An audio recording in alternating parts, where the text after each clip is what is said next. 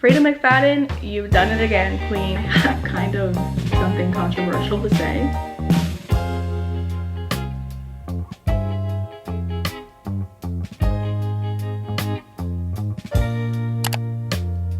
This lighting really isn't doing me any favors. I look ill, but I am. Okay, so I haven't finished a book in a month. In this video, I will be changing that. I've had a number of reasons why I haven't been reading. One, I've been sick.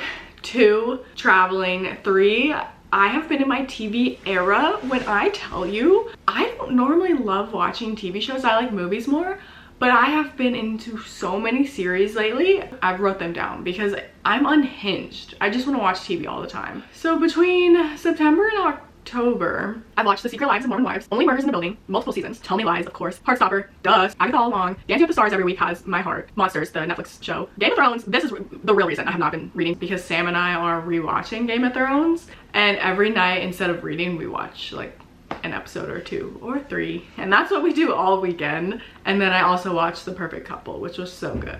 So my TV era is ending and I'm getting back into my reading era. The book that I'm reading first for this video and that I know I can finish because I'm almost done with it is The Way I Am Now by Amber Smith. This is the sequel to The Way I Used to Be. I first read The Way I Used to Be when I was getting back into reading, and I remember it being very heavy, but also very powerful, and I didn't give it 5 stars then, but I always wanted to see more of the main characters and like see them heal and get a happy ending. I know not every book has a happy ending, but I just wanted to know that these characters were okay because they felt so real to me. And so in this book, it's good to see Eden and Josh working on themselves, healing, getting justice. It took me so long to finally read the sequel because I borrowed it from Libby a few times, but I just never got to it, or I never got more than a few chapters in. So this time I decided to get the audiobook version, and I love the audiobook. Jordan Fisher narrates Josh. If you don't know who that is, I was first introduced to him from To All the Boys I Loved Before. I think he was in the second movie, but he was famous way before then. He was on Broadway and stuff like that. I love listening to his voice. It's so peaceful. The other narrator is Rebecca Ross, who's a really popular audiobook narrator as well.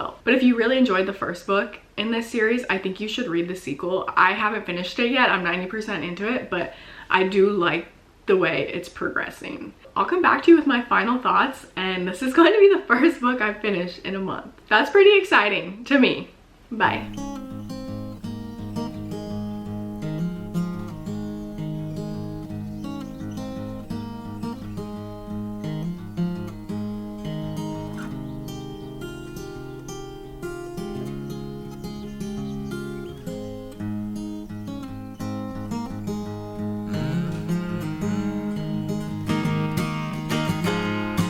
I did it. I finished my first book in over a month, and it was none other than The Way I Am Now by Amber Smith. And I just want to clarify, I feel like I was kind of raving about this book in my last clip, and it was a good book, don't get me wrong, but it's not one of my favorites. I think I was just more so excited that there was a sequel because I did want to see more of these characters and I wanted more of a happy ending.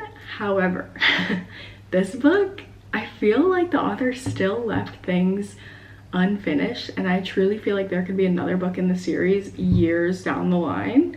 I don't know if she will. I think she meant for it to be more of a duology, but I just hate that everything wasn't wrapped up nicely with a bow tied on top. However, if you know what this book is about, that makes sense for the situation. Like, you can't always get your happy ending, and that's not how things work. However, since it was a book, I thought she would like kind of give us more closure and stuff like that, but I appreciate that she wrote a real story. Other things to unpack about this book, the third act breakup, I was not a fan of that. I don't know how to explain my feelings about it, but it just felt weird, and I didn't know whose side to be on during the breakup. So yeah, I would give this book maybe 3 stars. I'm glad I listened to it because this was more of a character study book. It was more so about the characters healing and moving on and growing and stuff like that. So there wasn't a ton of plot, and I think it would have been harder for me to sit down and read it and want to continue it. Also, this book is not a romance. I know I kind of talked about relationships and stuff, but the book is so much deeper than that. So don't go into this expecting it to be a romance. If you enjoyed the first book, read the sequel. I definitely recommend it. Okay, now I'm gonna shut up about that. Another reason why I haven't been able to finish a book in so long is because I picked up the heftiest book known to man. I started reading Crescent City maybe 2 weeks ago, and as of today I am now 60% through with it, and I don't know how to feel. I feel lukewarm about this book. I don't care for it either way. Someone told me that the second half of the book is like the best thing they've ever read, so I'm hopeful now that I'm 60% into it, we're gonna start getting into that. I haven't been reading other physical books while I'm reading this because I'm afraid if I set Crescent City down and start reading something else, I'm not going to pick it back up. So I've just been reading it very slowly, a little bit each day, and if I don't end up loving this book, I'm not gonna read the rest of the series. And I have kind of something controversial to say. I never finished Throne of Glass. I think I read the first 3, maybe the 4th one, and it just wasn't speaking to me, so I put it down. However, I did love ACOTAR. I did read ACOTAR when I was getting back into reading, so I don't know if that has something to do with me loving it or whatnot, but I just remember being obsessed with ACOTAR, and since I wasn't feeling that way, I wasn't feeling even remotely close to obsession and like wanting to know what's gonna happen with Throne of Glass, I just decided to put it down. So I don't know if ACOTAR was a one-hit wonder for me or what, but I'm really hoping that Crescent City will pick up for me. I know everybody says like, wow, the world building is crazy, and I agree. I just stopped trying to figure out what the names were, what the creatures were, the different kingdoms, because if it's important, I feel like it will come back up later again. But that is what I'm currently reading, and I will update you guys next time I have a strong feeling about Crescent City, whether it's love, hatred, anything. I will update you guys soon.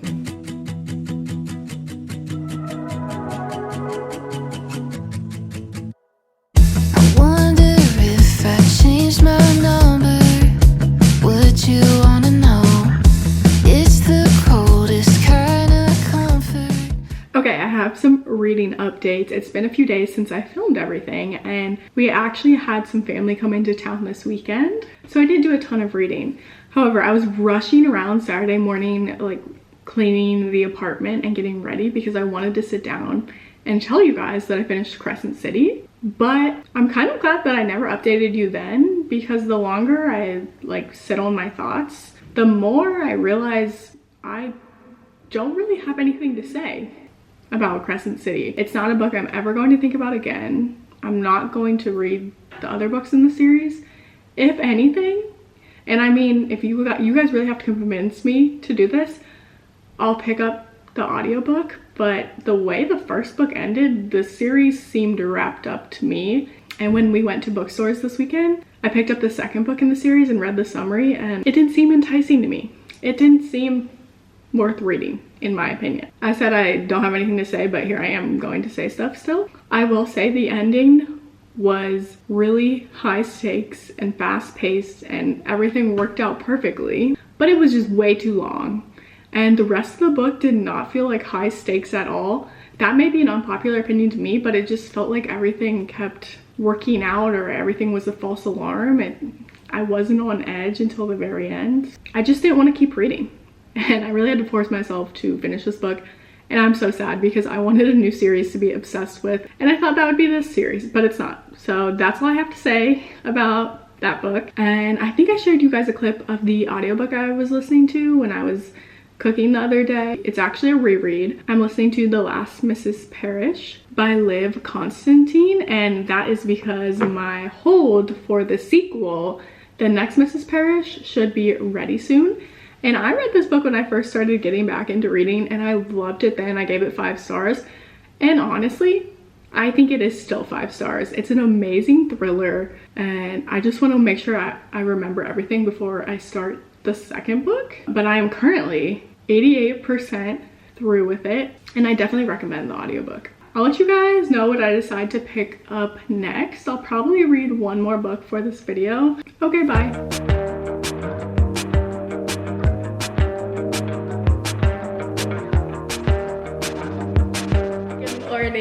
It's the next day. I'm wearing the same sweatshirt. This is my new comfort crew neck. You usually see me in a pink or a brown sweatshirt, but this is the new one. This is the one I'm gonna be wearing every day. I love it. A little reading update. I did start The Boyfriend by Frida McFadden. I've been wanting to read this for a while now, but I was stuck in the middle of Crescent City, and like I said, I didn't want to put Crescent City down because I was scared I would not pick it up. I was so excited to start this book. I love Frida McFadden. I think her stories are so fast-paced, they're easy to read, and most of the time she throws in a good plot twist. I'm 62% into this one, and I have to say the writing in this one feels a little cringy, and I don't know if I was just blind to that before, but I am really noticing it in this one. However, it's not bothering me that much because I'm more so focused on the story and the plot, but the main character keeps referring to her friend's boyfriend as Dr. McHottie because he's a doctor and she never learned her friend's boyfriend's name, so that's what she says.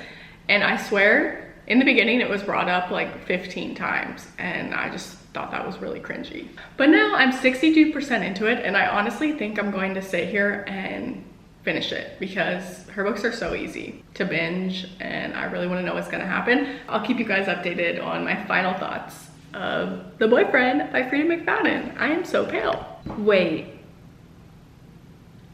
I think I know what's happening here. I just put something together. But Frida may be trying to trick us. Wait, how did I not figure that out sooner? Okay, this is getting interesting. Oh, and by the way, I'm probably going to read a lot today before I start work because Dancing with the Stars was on last night, but we can't watch it until Sam gets home from work because I have to use his VPN. We live in Amsterdam now, so I obviously can't watch it live unless I want to stay up until very early in the morning. So I'm trying to stay off my phone, TikTok, Instagram, because I get spoilers every week of who gets out. I still watch the show when that happens because I like to see the dances, but this time I want to be completely in the dark. So be prepared to be sick of me because I'm reading all day, all day. When I tell you I did not see this coming, Frida McFadden, you've done it again, queen. Brief intermission to show you my newest, most prized possession. Sam surprised me with the special edition of Beach Read by Emily Henry. I saw that this was available for pre-order a year ago and I sent it to him. And he surprised me with it. I totally forgot about it. But I recently saw like a bunch of people post about it and I was like, it's okay, I don't need it. But then surprise, Sam is the best husband ever. Thank you, baby, I love you. We have sprayed edges on the side. Look at that. Absolutely gorgeous. There's a quote on the back. When the world felt dark and scary, love could whisk you off to go dancing, laughter could take some of the pain away, beauty could punch holes in your fear. Love it. And then my favorite part is that the hardcover is actually yellow with gold engraving. I think that is so gorgeous. This is arguably one of the most popular quotes from the book. I feel overwhelmed that you exist. Written by Emily Henry. Wow. This will be on display on my bookshelf, and everybody that comes over will be forced to admire it for a few minutes. And now I want to reread it because I reread it last year, and it's time.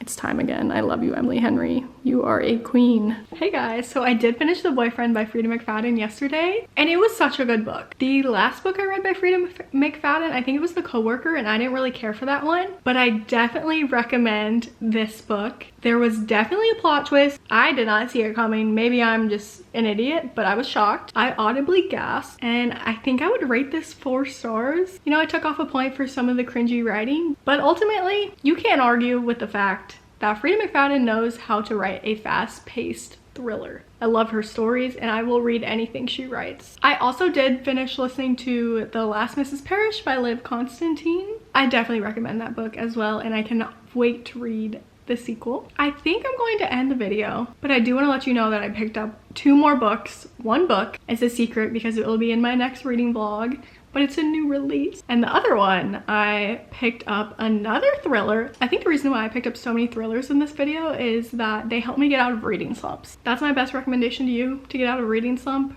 Read a thriller. Read a book by Frida McFadden. Did I say the book yet? No. I picked up Hidden Pictures by Jason Rekelock. Everyone, welcome to the Free Library of Philadelphia. My name is Andy Cahan, Director of Author Events.